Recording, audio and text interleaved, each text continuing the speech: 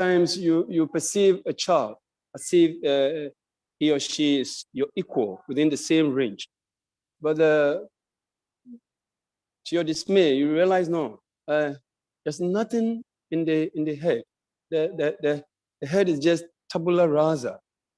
So the leaders picking the idea that subject should be able to do this and do it right, at times bring about conflict. So I'm happy to hear that. Thank you.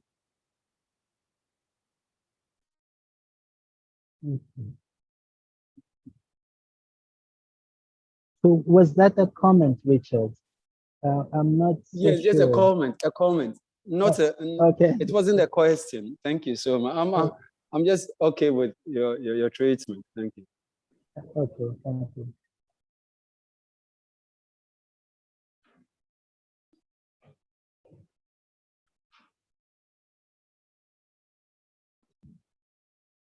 Any other question?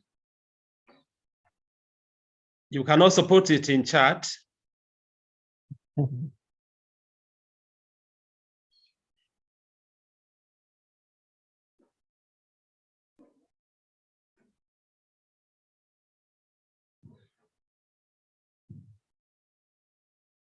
Thank you very much for that. That was very interesting.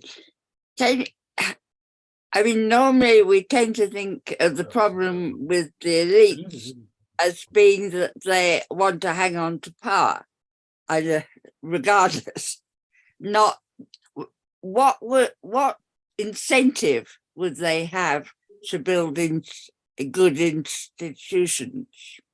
Right.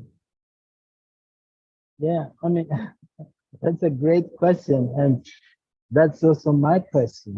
That's why I think these are the kinds of things that we need to reflect on.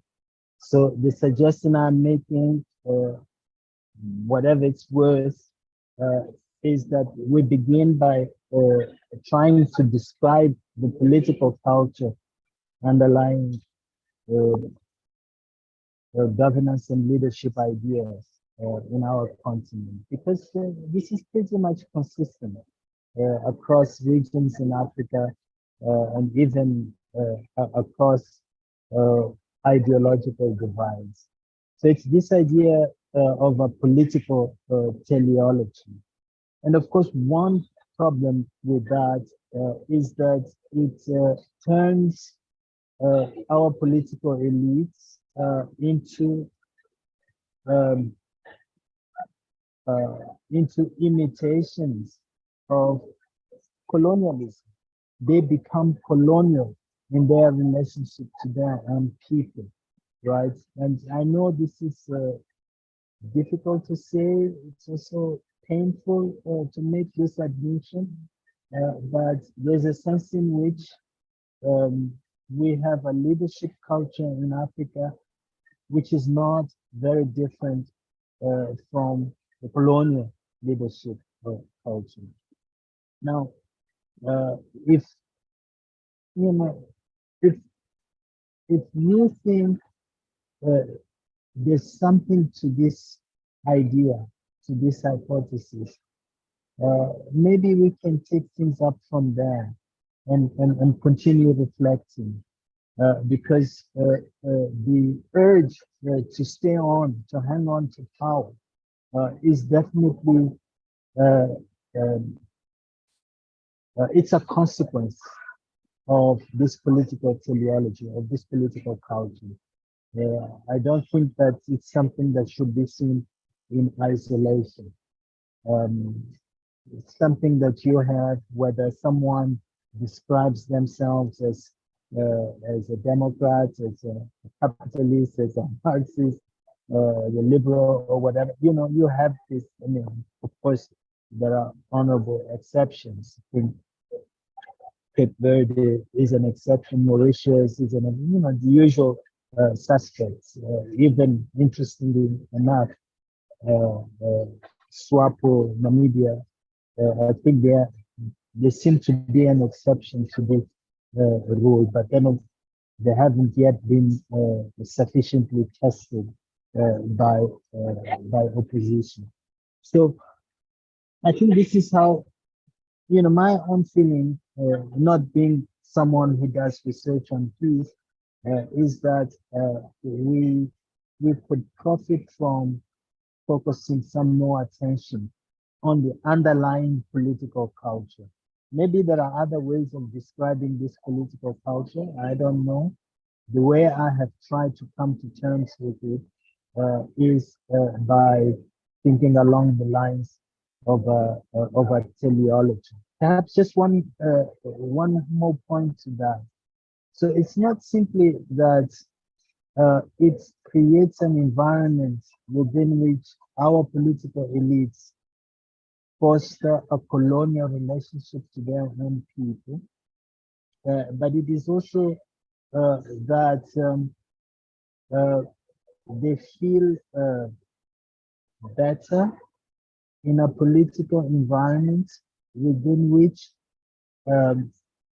their power is not held accountable. So the kinds of things that political scientists used to talk about in relation to governance and good governance, I think those things are revealing themselves to be of extreme analytical relevance. Thank you very much indeed, Eliseo. And Peter, you have your hand up. You're welcome, Peter, to make your comment. I saw also one in chat. Please proceed, Peter Barras. Oh, thank you. I'll try to be brief. This is a brilliant distinction, rarely heard. And my friend Hector Aristizabal of Imagine Action is Colombian and has been through all the troubles in Colombia, working with the truth and reconciliation and deeper approaches directly with survivors and perpetrators, and says that he does not, he follows exactly what you're talking about, accepting that conflict is actually fundamental in nature. Friction is actually necessary to existence. So he does not try to eliminate conflict. I'm also reminded as a beekeeper that the recent developments in managing hives in the face of chemical poisoning of the honeybees, and also in the face of the mites and parasites, is management rather than elimination. So all the beekeepers are now approaching the management of parasites by paying attention to the number of parasites present and keeping them to a low level. This is I have to applaud you for finding language in which to frame this, because we can't even think about what you're talking about. I lived in Africa for a short time. Our realities are really shaped at a very deep level, and finding the words and finding the teleology idea is a brilliant approach. I think it's very effective, and I thank you and congratulate you. I'll regard you as a mentor from now on. Thank you. Thank you, Tutu. Thank you. I'm very happy to hear you say that. As I confessed right at the beginning, I am not a peace studies researcher, and I didn't take the time for all sorts of reasons to do some basic reading in the field to know what people are writing about right now on peace. So most of what I know about peace studies is basically what I know in connection with political science, political sociology, and of course, the bigger subject of development. But I really like what you said about the example you gave about the bees, right? And in fact, there's even there is a philosophical statement of this, and there's even a philosophical concept. I think it was put forward by an American philosopher, Robert Nozick. And what he says, he talks about end state results, right? And he says we should be very suspicious of end state results. So that's part of the inspiration for me to look at peace exactly not as an end state result, but as something that maybe should be seen as a horizon, right? So you work towards it, knowing fully well that you will have to work towards it all the time. So there is no such thing as, and then they lived happily ever after. There is no such thing. That's So beautiful. that's I need to caution that my analogy does not indicate that the parasites are human individuals. This is about yeah, the relationship yeah. and ways of being in which Mhm. the perpetrators are as trapped as the victims. Exactly. Yeah. That's the point. I mean, if you look at, I always come back to the example of my own country, Mozambique. So we had a liberation struggle against Portuguese colonial rule. And what motivated that struggle was not simply, wanting to have self-determination. That was the goal. But it was the way the Portuguese treated us. And so we achieved independence. But then, among all the good things that we did, we also became cruel towards one another. So the experience of suffering under the Portuguese did not inoculate us against doing harm to other people, right? So part of that, of course, has to do with human nature, but part of that has also got to do with the failure to set up institutions that can help us address conflict whenever it arises. Thank you. Yeah, thank you both for this conversation. And Milton, you had a question. I don't know whether you're still there, but maybe we can go to, yeah, are you there, Milton? Yeah. Great, Yes, then yes. we go to No, Terry thank you. afterwards. Thank you very much. I think this was such a wonderfully thought out, wonderfully articulated, set of ideas. And I think, Peter, you're exactly right that we sometimes don't know how to even think of this and how to arrange these thoughts. My question has to do with your emphasis on political elite.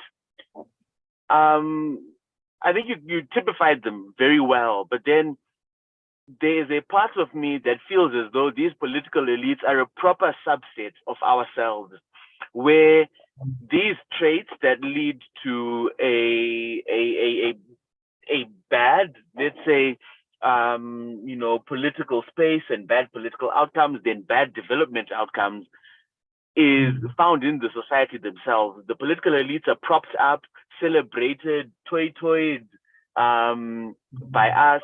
They are, when they demonstrate characteristics which aren't the ones that we are complaining about here, we call them weak, we call them all sorts of names. So how do we identify, and then, it's a bad word to use, but then how do we fix the fact that these things are not just out there in the political leaders, but they are in us as as a community. You know, if you look at corruption, everyone is saying, look at the police, they're so corrupt, but there is never a police person who is corrupt with themselves. They don't pay themselves bribes. We pay them. So I don't know what your comment on that would be. Okay, yeah, I think that's a wonderful comment and question. And I think what you're asking me to do is very important. And it is to make further distinctions. So in my presentation, and I thank you for drawing my attention to that, I tended to use political elite and political culture interchangeably. But of course, those things need to be distinguished. So you have political elites, so these are people. These are people, not only those who hold and wield power, but also those who are close to those who wield power. So those who are members of political parties in power, those who are members of opposition political parties, but who are part of an institutional conversation about how the country should be run. So those, and then of course you have people like ourselves, to the extent that we participate in discussions about our own countries, newspapers, through what we research and through what we publish.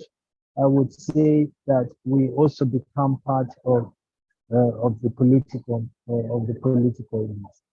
Now, what is particularly important for me about political elites is that they are a minority in their country. And in that respect, they are no different from the colonial masters, who were also a minority in relation to the countries that they ruled, right? So that creates a sociological context within which these people develop a culture of thinking, a culture of doing things, a culture of being silent on certain things, knowing when to make something into a problem. And again, I come back to my own country. I know a lot of people who are members of the political elite who are unhappy, or who may be unhappy about how things are done, about certain decisions, but who would not voice their discontent, not because they don't have the civic courage to do so, but because they somehow have the feeling they would undermine the electoral chances of their own party, right? So you can foster a culture of complicity, right, that comes to dominate how issues in the country are framed, and what is reasonable to say about a country, what can be said, and again, this culture is one that is controlled, in inverted commas, by the political elites, but it has effects across society. So I think that is a distinction we need to make. We need to do more work on that. You know, I'm just flagging out, as it were, the issues here. So definitely, I would not say that you know, the rest of us are not to blame for whatever is happening. But I would say that often there are certain kinds of violent conflict that that are created. You know, so if you take coup d'etat aside, you know, I would say there are certain forms of violence which actually come precisely from those people who are not members of the political elite. You know, they come from the marginalized, but not as political programs, but simply as warnings to the political system that there are things which need to be fixed. But then our states respond in a heavy-handed way to those warnings. And then you create a cycle of violence. And then before you know it, you are in a civil war, or you cannot get rid of warlords, militias like you have in the Democratic Republic of Congo. So yes, all I can say is that we need to make these distinctions, conceptual distinctions. We need to work on them seriously so that we can have a fuller description of the problem, and then we can begin to look for solutions to the problem. Wonderful. Well put. Thank you so much. Can I go now to Terry? Thank Please, thank you very much, dear neighbor, Professor Eliseo. It was beautiful to have a very different lens, highlighting many of the things that we're busy with. What really touched me, though, is what Milton said about how our leadership reflects something within each of us.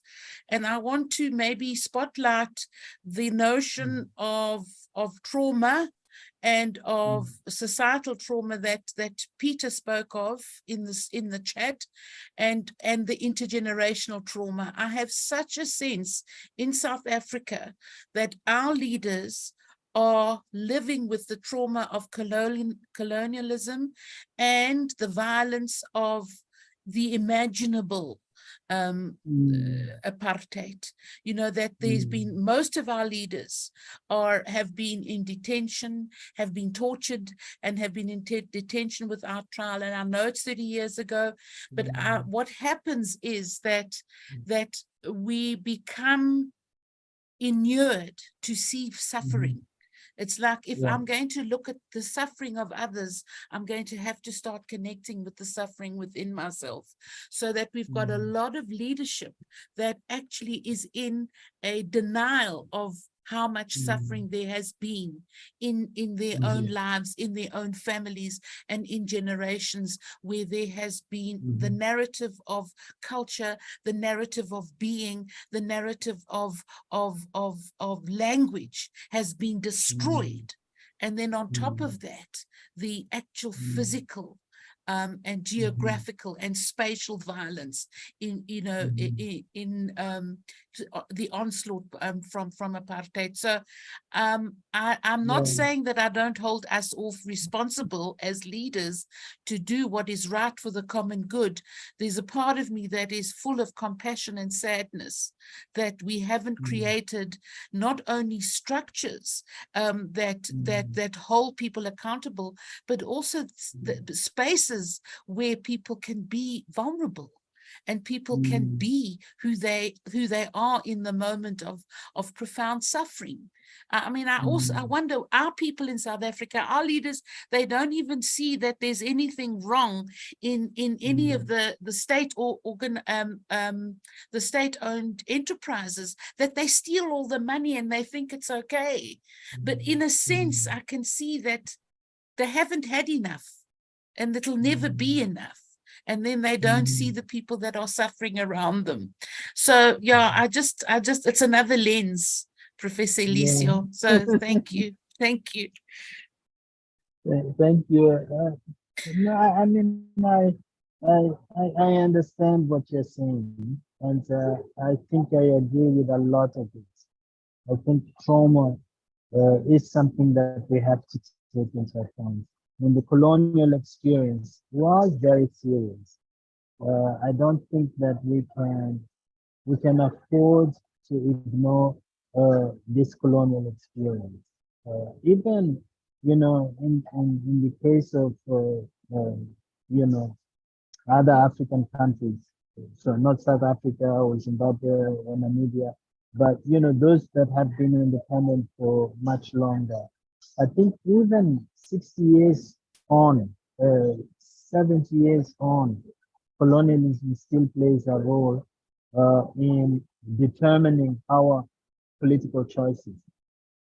But Terry, I want to suggest something else to you. And I would be interested in your views on that, because it's something I'm working on at the moment. I'm working on a distinction between evil and cruelty. And that distinction is based on the idea that, you know, evil doing is something that does not require any kind of moral justification, right? You just do evil, maybe because you enjoy it. So Idi Amin, for example, I think you could describe him as evil. I think maybe even Hitler, you could describe him as evil. I should be careful here because I know I'm speaking mainly to Africans, but I would be tempted also to describe Putin as evil, right? So in this sense, but cruelty is something different. It's doing evil because you think you are right. Yeah, because you have good reasons to inflict harm to others. I think this has been a feature of our makeup, not only in Africa. I mean, when I say our makeup, you know, human makeup, right? Such that when you have an opportunity to move away from that framework, we should seize it, but we don't seize it. So the kind of harm which was inflicted on us by colonialism, that was cruelty, because the colonial masters, they believed that they were doing the right thing. You know, it was important to discipline us. It was important to make us better people. And in order to achieve that, they had to be so violent, so cruel to us. Now, we witnessed that. And then when we had the chance to be the masters of our own destiny, we did not think about how to avoid cruelty in our lives, in our society. And therefore, we did not think about how to become better people ourselves. So, you know, today, even this morning, I was talking to someone about it here in Cape Town, that there is a difference between Mandela and all the others, in that he faced cruelty and then he learned from it and he made it part of his political identity to avoid cruelty. So he learned, you know, so he did not want to be the kind of person who looked like the people who treated him the way he was treated. I don't see that attitude in many members of our political elites. They don't work on themselves as human beings. So they, you know, and then in that kind of framework, it can be comfortable and handy for some people to draw from trauma to justify their inability to work on themselves, to become better people, right? So, you know, this stealing and all of that, that is cruelty. That is cruelty. So when you take money to use it for your own private ends, knowing full well that that money is the money that you will not have to build hospitals, to create jobs, and so on. And so people will suffer, and you think it's okay, you know, because somehow you are entitled to a better life. That's cruelty. That's good. So that's the other view I wanted to present to you and hear what you have to say. Thank you very much. I think we need to give others a chance, Eliseo, but I'd love to connect with you and have that conversation, because I've never looked at the difference between cruelty and evil. But what I do know, people who are traumatized traumatize others, you know, and so I think you're right. There has to be a self-reflective process whereby we understand the extent to which we are traumatized by what's happened to our generation and the generation that have gone on before. But I think there are 4 other people who want to engage with you. So we can do it another time, and I'd really love that. Thank you. Thank you. Thank you so much for your consideration, Terry. And let's turn to Afiz. And Afiz, thank you for waiting. Thank you, sir. Thank you, Paul, for your presentation. My own view is going to be a little bit different. Since like 3 decades that we have been examining colonization, that the problem of Africa development is due to traumatization from colonization or this or that. I don't believe that is the situation. If colonization has been our problem, let us come to rethink ourselves. How are we going to make our country to be great? Maybe perhaps the concept of development in the Europe is different from the concept of development in Africa. If not, if the UN were created to try to do a watchdog for all the nations that are members of the UN, why is it that we have a development in some part of the Europe that the same thing is not happening in Africa? So we need to challenge our leaders, and not only our leaders, we need to challenge the followers.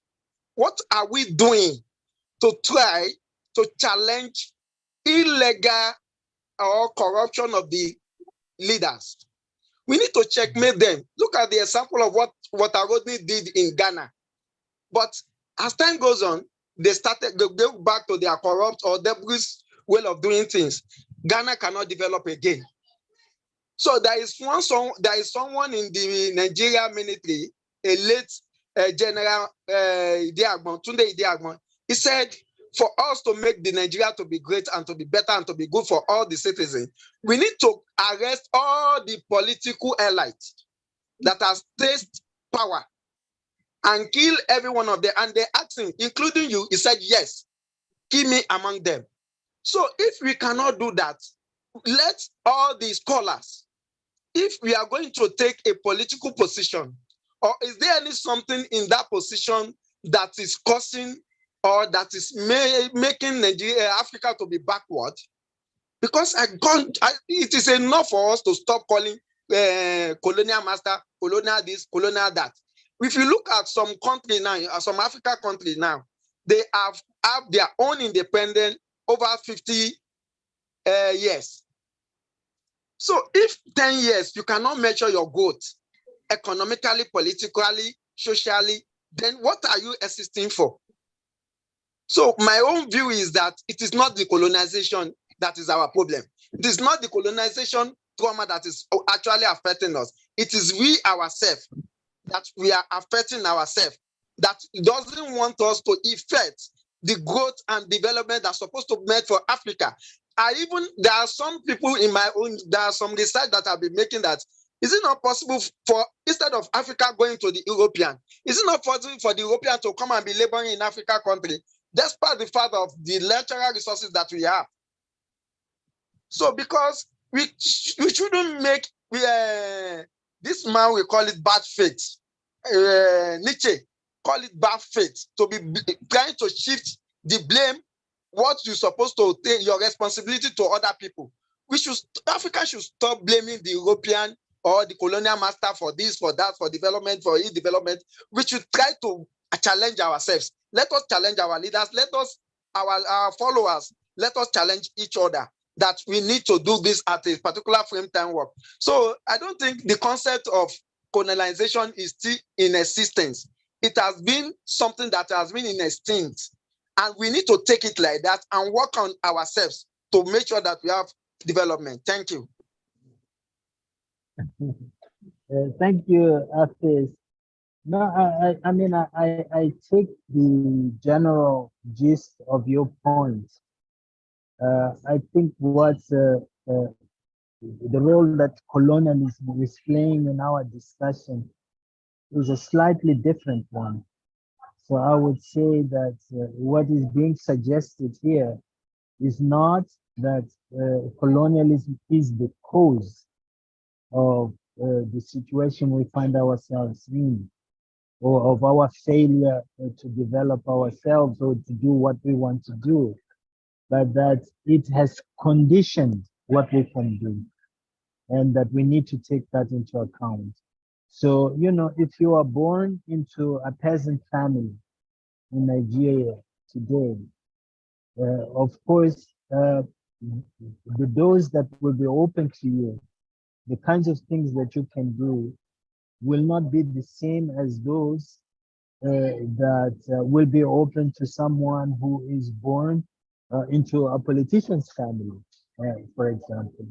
So you will be constrained by, you know, by the history that brought you where you are, or that, you know, the history that produced your parents, as it were.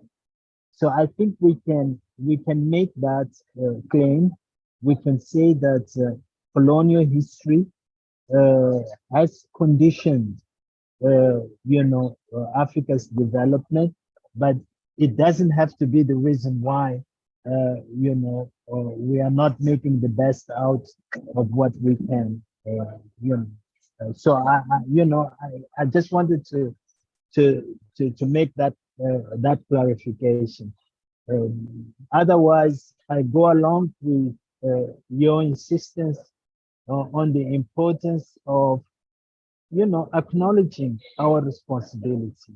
We need to acknowledge our responsibility. And sometimes I have the feeling that our political elites feel comfortable with blaming a lot of things on colonialism, and which takes, of course, the pressure off them, right, in some sort of way. Yeah. Wonderful, wonderful. So far, so good. Acero, please, and then Acides. Thank you very much. Can you hear from me? Yes, I can hear you. Okay, okay. My name is Cero. I really want to thank the Eliseo for making this nice presentation. I think this is a matter we need to dig in. We can never end in this matter. There should always be thinking, research to dig in. You are not seeing me because I'm using a desktop. That's why you are not seeing my picture. Yes, but I have 3 issues to talk about. The first one is, for me, politically, everything we are doing in Africa, we are following what Western are doing, because they came, they colonized us, so they want us to do things in their way, and we are following it. And as people used to say, when one monkey following another monkey, it's always late by one action or by one way of doing things. So for me, we are following Western country. Political, we are talking about state, we are talking about it's Western system. It's not our system. We were drove out from our culture, and we are now trying to cope with new culture, which is totally different from what we are, who we are. When you look at Arab, why they didn't totally take this political system? Why, when you look at Chinese, do they take it the way we are looking at it? It's like for us, we have to drop everything we have, we are who we are, we drop everything, and we follow what Western people or our colonial master want us to do. But when you are doing benchmark, you learn from what others are doing, and then you adjust it with what you have, and then you move ahead. If not, if you want to take everything in culture, in the way it is, it will be difficult to fit in. So the peace we are having, the challenging we are having in peace, it is related to the fact that we want to just bring things from outside and do it the way they do it at the side. Why it does not suit to our case? But that is one thing. Second thing, why do we all need in Africa? You see everywhere democracy, everywhere. Is it normal? Is it normal for everybody to be doing democracy? Yeah, I think we need to really look at things other way around. Frankly speaking, even God who created us, creating African as a Black people, creating Western as a white people, creating Chinese in their way, creating Indians in their way, there is a reason behind. There is a reason behind. Why do we need to follow Western in everything they are doing? We need to follow them. And they themselves, they are following us like a milk on the fire. Whatever everything we do, they follow. They follow. Why? For me, I think the mistake comes from there. If we want to continue that way, we can never be in peace in Africa. So we have to rethink our way of doing things. So thank you. That is the first part of my discussion. Second way, I want to ask, when you look at, for instance, Mali, Burkina, Niger, what is going on there? I want really our presenter, Makamo, to really give us, he's coming from Mali recently, and I'm sure he's aware about what is going on there.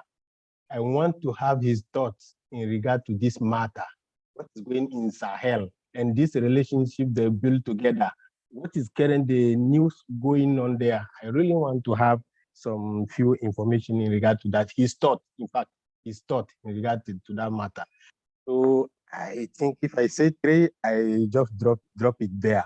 So for me, in summary, we have to rethink our way of doing things. We don't need to definitely follow French people following France, or England following people, or US being behind everywhere. Yeah, is it the same way they are in Arab country? Is it the same way they are in China? Is it the same way they are everywhere? I think we have to rethink our political system. So I'm not blaming our leaders. All of us, we are all to blame. Let me give you a few examples, please. When, for instance, we are in Africa, when we are in office, nowadays in African culture, when I have my uncle who raised me up and the uncle died, if I need permission, I have to seek permission to go for the funeral. If I seek permission, they have to deduct it from my leave. While if it's my own dad who died and I seek permission, they are not going to deduct it from my leave. In Africa, who is your dad?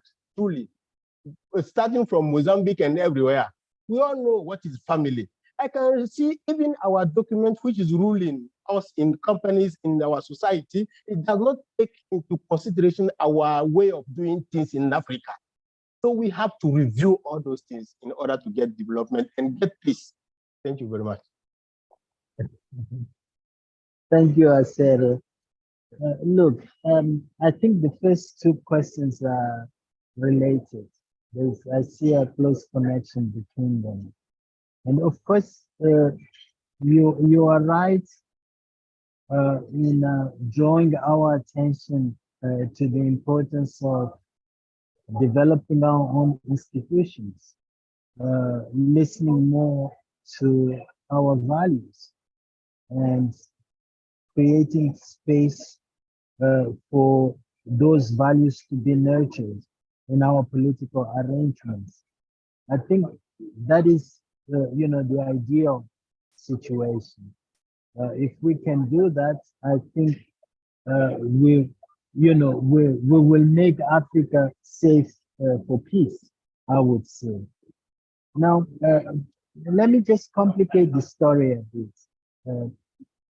I think we are talking about an ideal. We are dreaming, right?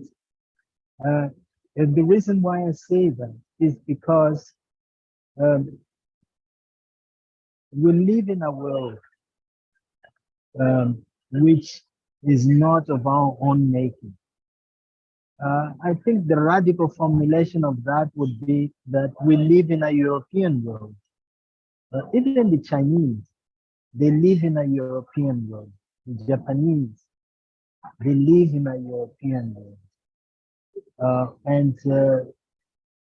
So what that means is that for us to be able to survive in that world, we really have to take into account, if you like, all the things from the culture that made this world into what it is. That is,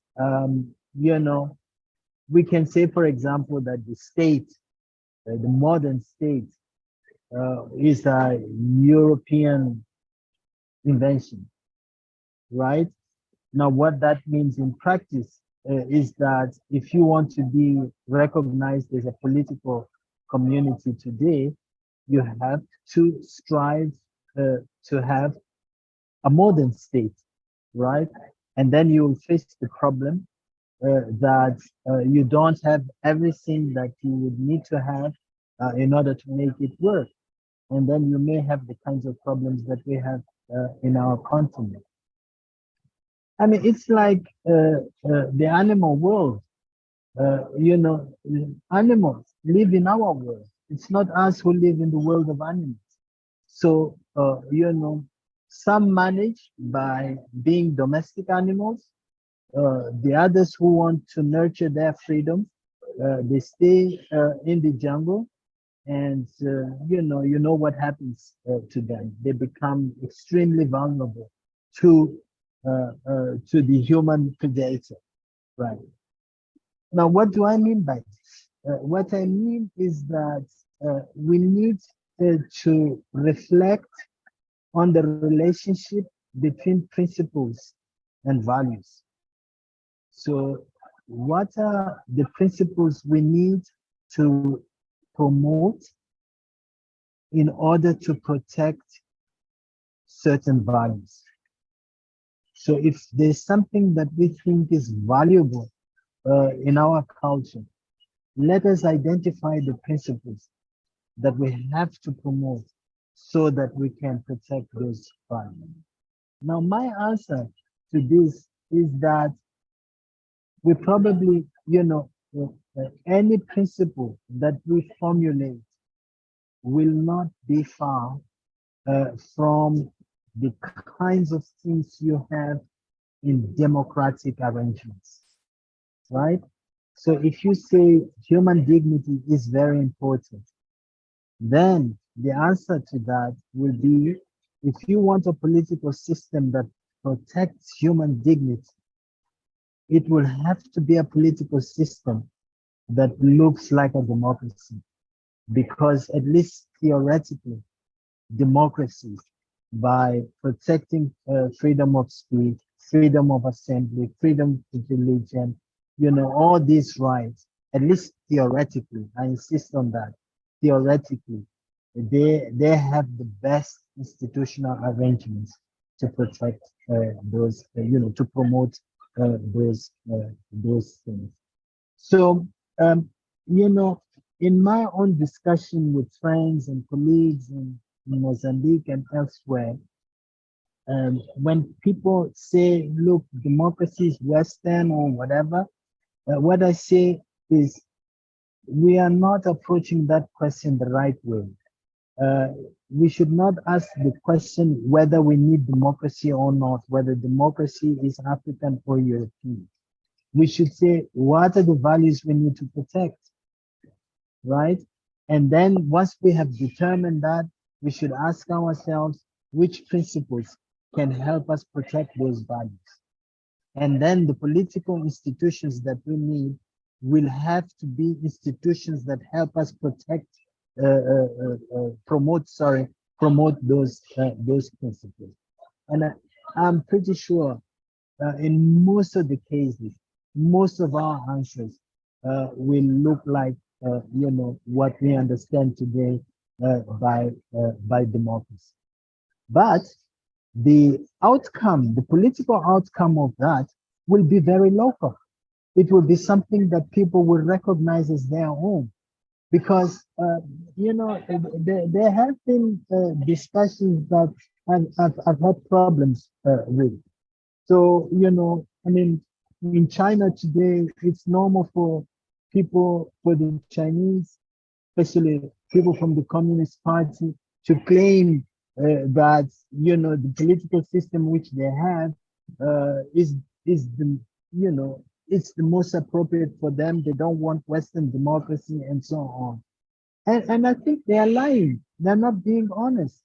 You know, so long as there are Chinese who long for freedom, who long to be respected by their state, who don't want to be in an arbitrary situation, nobody in China can claim that that political system is appropriate for that country, right? So I think you always have this this problem. I mean, if you think of it, communism is not Oriental. Communism comes from Marxism, from a German thinker, from a whole moment in European history that produced those ideas, which are today vaunted in China as if they were Chinese. So that was a long answer now, but simply to say, maybe we need to be careful how we frame the issues. I like to insist on the distinction between promoting principles and protecting values. And I think, you know, when we think about politics in Africa, we should have that distinction at the center of that reflection.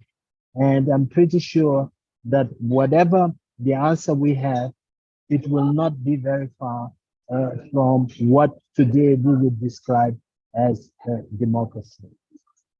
That is why, you know, democracy in Britain does not look, you know, I mean, at least institutionally, does not look the same as in Germany or in Switzerland or in France or even in America. They're very different, but they're all democracies, and that's fine. Okay, now the last question is very difficult because this is work in progress there in West Africa, but I think it's an explosive mixture of things. So, I mean, definitely colonial ressentiments play a big role. So the relationship between France and its former colonies, I mean, this will always be a problem for France in Africa because it gives people a very easy and simple narrative to account for all sorts of problems that they may have, which is not to say that the French are not to blame for certain things. Of course, they are to blame for certain things. But sometimes I have the feeling that we exaggerate the role of France in these countries, and in exaggerating the role of France, we take responsibility away from the political elites. You know, so we almost have a colonial attitude towards them, as if they were kids. They don't know what they're doing. They can't do what they would like to do because of France. I don't think that's a good way of approaching politics in Africa. So that plays a role, but I think the other things that play a role are those that have to do with what I was talking about concerning political teleology. I think one problem with political teleologies is that they tend to foster authoritarian political views. So, you know, if you look at Mali or Burkina Faso or Niger, even Guinea and now Gabon, if you look at them, the people who seized power did not seize it in the interest of having an accountable government. They seized it in the interest of wielding power, right? So they do not represent a change. And I think one of the worst examples of that is Burkina Faso. This young man who is very popular in Africa, but who's, in my view, fundamentally misguided about what Burkina needs to do politically. And from the accounts that I hear from friends who live there, but also people who are studying violence, who've been studying violence, militia violence in Burkina Faso, it appears that his rule has become increasingly arbitrary. Right? So I think he's fundamentally misguided, and it's actually no coincidence that he's such a big fan of an authoritarian regime like the one you have in Russia. It's again this African tragedy that when you think you are liberating yourself, that's when you are throwing yourself to the arms of people who are going to make your life even worse. So that's all I can say about those countries. I think what we are having there is basically the violent manifestation of what you're having all over Africa. So this perplexity concerning politics, concerning what it means to engage in the work of building a nation, and then this inability to take up responsibility for what we do. Yeah. Okay, thank you very much. Thank you. I really appreciate it. Thank you so much. Thank you very much. Thank you. Thank you so much. Great. And now, of course, now we are really out of time, but I would like to give Alcides just a minute because he has been raising his hand for such a long time. So if you could please ask your question or make your comment, and then we'll close. Alcides Andre, please. Oh, thank you. Definitely, Professor. So I have two questions. My question, the first one is, if I want to back to the idea of conflict, Africa as a violent continent. If the first question, what I want to understand from Professor is this perspective that Africa is a continent of violence or a violent continent. If this perspective is come from against the idea of the Africa is a peace, is a continent of peace that was defended basically with the negritude movement, for example, that make it that if this idea of violence in Africa it come against the idea of Africa is a peace, is a continent of peace. This is the first question. The second is the idea of sociological ideas or perspective that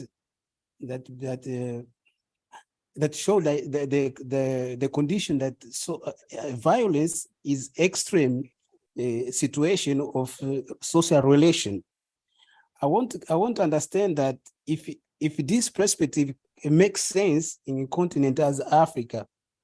These two questions that I want to have your clarification. Thank you. And actually, in answering those ones, if you could also make your closing remark, please, Eliseo. This has been really wonderful. Thank you also all for your patience. Okay, thank you. Well, it's good to end by replying to a Mozambican, friend and colleague. So look, Alcides, I think that concerning the first point or the first question, there is indeed this romanticized view of Africa as a harmonious continent, peaceful continent, everyone is good to everyone else, which is actually a colonial trope, you know, the noble savage. It's a colonial trope which Africans adopted and has become second nature to them, you know, to talk about that. So, you know, I don't think Africans are any different from, you know, I don't think they are different from any other people in the world. They're just as good and just as evil as other people, right? So there is that view, but what I was seeing has to do more with public perceptions, you know. So every time you buy a newspaper or you watch the news and so on, there's some conflict going on in Africa, and then people will just say, "Well, this is a violent conflict. This is a violent continent." So what I was saying was that that is not a good way of putting it. We should not say that Africa is a violent continent because we hear in the news that there are conflicts in Africa.